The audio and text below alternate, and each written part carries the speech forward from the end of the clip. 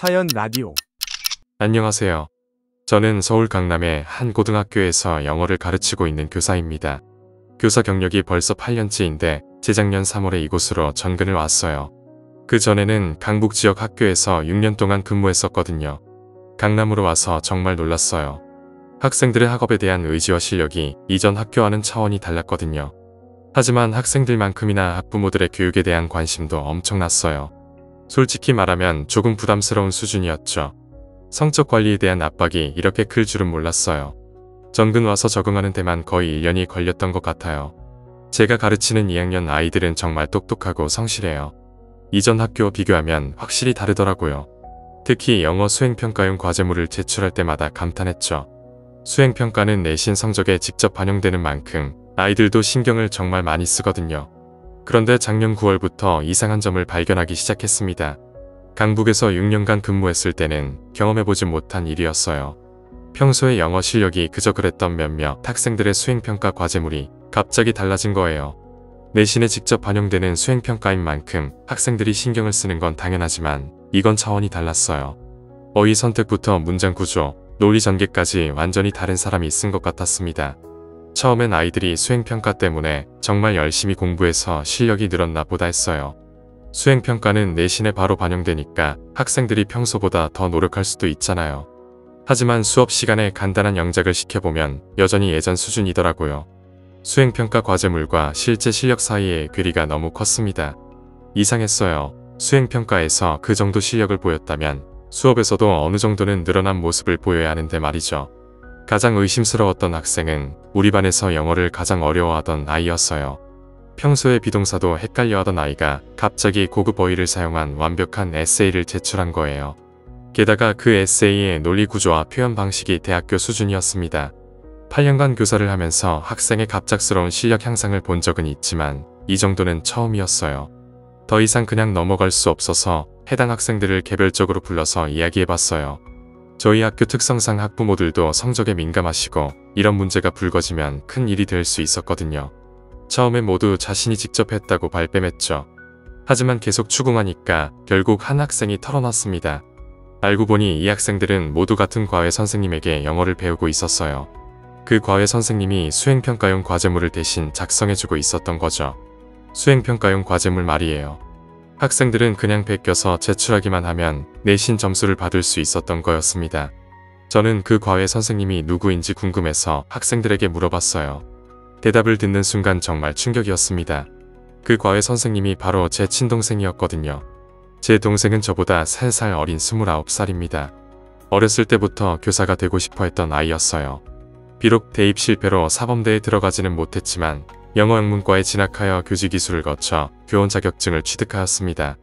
저처럼 영어교사가 되겠다고 임용고시를 준비했습니다. 하지만 현실은 녹록지 않았습니다. 벌써 4년째 임용고시에 떨어지고 있거든요. 매번 아깝게 떨어져서 정말 안타까웠어요. 작년 2월에도 최종 합격선에서 3점 차이로 떨어졌어요. 동생은 시험 준비 때문에 다른 일을 할 수도 없고 그렇다고 부모님께 계속 손 벌리기도 어려워했어요. 그래서 영어 과외를 하면서 생활비를 벌고 있었습니다.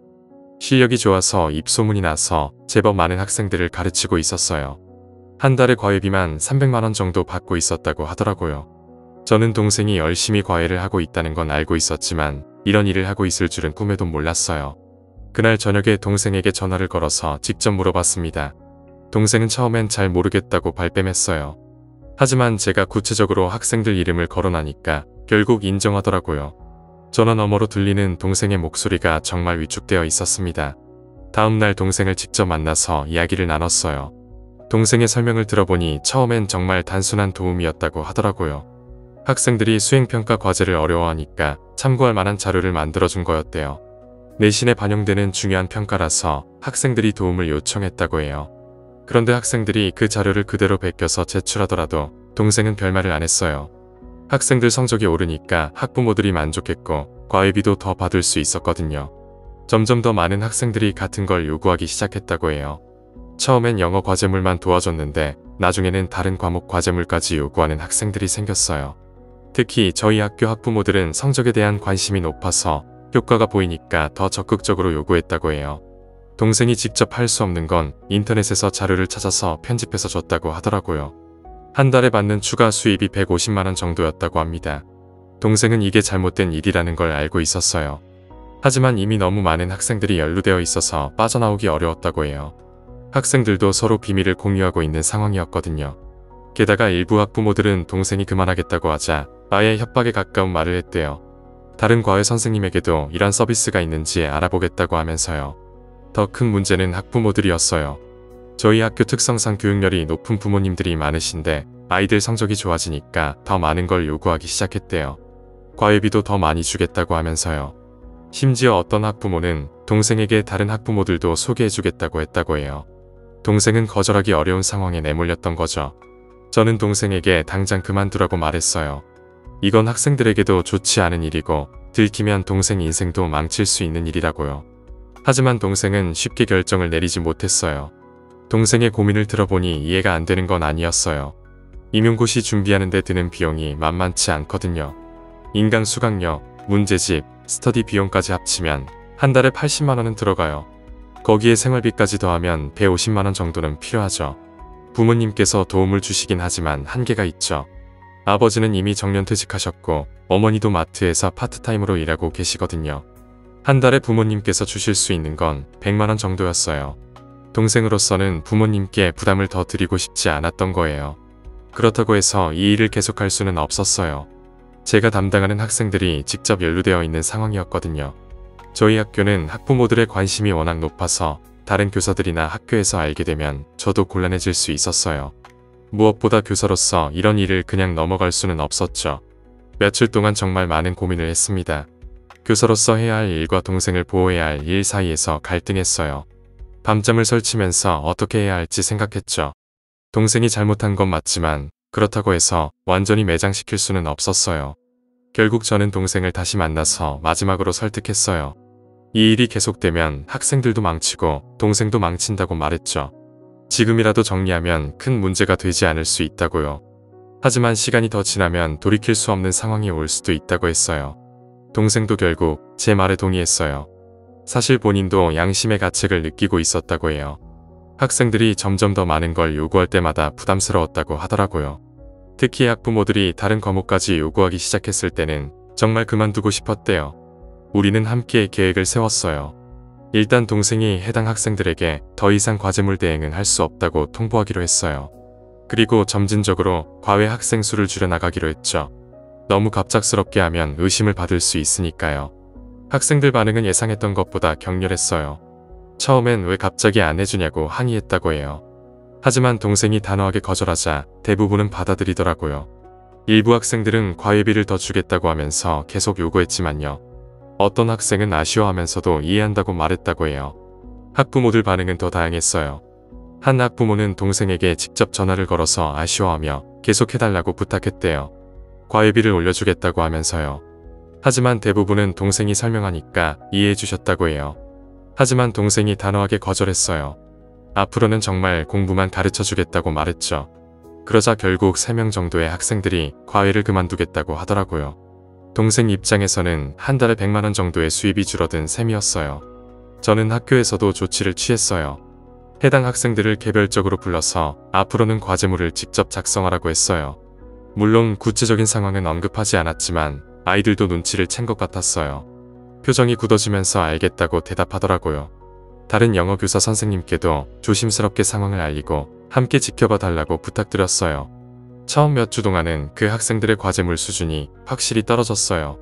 이전과 비교하면 정말 많이 떨어진 수준이었죠. 하지만 저는 그들에게 더 많은 관심을 가져주기로 했어요. 수업 시간에 더 자세히 설명해주고 개별 지도도 해줬죠. 방과 후에 따로 시간을 내서 과제 작성 방법도 알려줬어요. 시간이 지나면서 학생들의 실력이 조금씩 늘기 시작했어요. 물론 예전처럼 완벽한 과제물은 나오지 않았지만 그들만의 색깔이 담긴 글들이 나오기 시작했어요. 무엇보다 수업 시간에 질문하는 횟수가 늘어났어요. 진짜 공부하려는 의지를 보이기 시작한 거죠. 저는 그게 더 의미 있다고 생각했어요. 동생은 그 일 이후로 과외 학생 수를 대폭 줄였어요. 수입은 절반 이하로 줄어들었지만 마음은 훨씬 편해졌다고 하더라고요. 그리고 더 열심히 임용고시 준비에 집중하기 시작했어요. 돈을 벌기 위해 과외에 시간을 너무 많이 투자했었는데 이제는 공부에 더 집중할 수 있었거든요. 하지만 경제적 어려움은 여전했어요. 과외 수입이 줄어들면서 생활이 더 빠듯해졌거든요. 부모님께 다시 도움을 요청해야 했고 동생도 많이 미안해했어요. 저도 몰래 용돈을 조금씩 보태드렸어요. 하지만 올해는 아쉽게도 임용고시에 또 떨어졌어요. 5번째 도전이었는데 정말 안타까웠죠. 그런데 며칠 전에 좋은 소식이 있었어요. 사립학교에서 합격 통보를 받은 거예요. 동생이 정말 기뻐하더라고요. 비록 공립학교는 아니지만 드디어 정식 교사가 될 수 있게 되었어요.